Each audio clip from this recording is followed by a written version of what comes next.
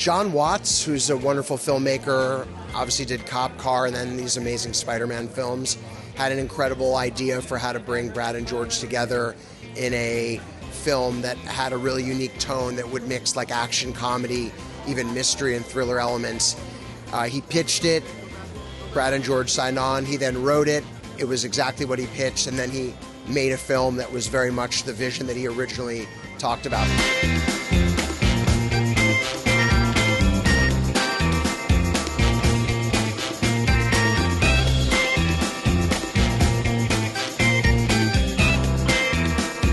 Margaret is a prominent DA who's in a boatload of trouble, and she needs someone to come fix her very severe problem.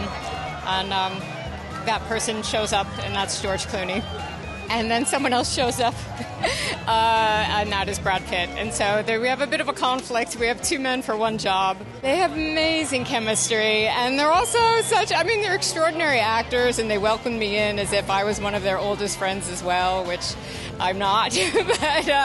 but I was glad for their generosity and just they're just experts at what they do. It's a caper, and it's a buddy movie, and it's a fun caper.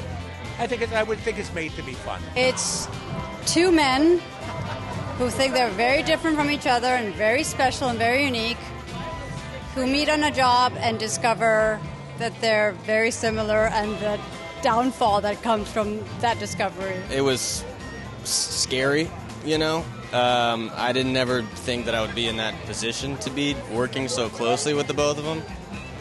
But they're very gracious and welcoming, so they made it as easy as possible. It's just kind of a kid, really, that gets a nice, naive guy that gets caught up in trying to help someone, but then gets caught up with drugs and all this kind of stuff that he's really not prepared for.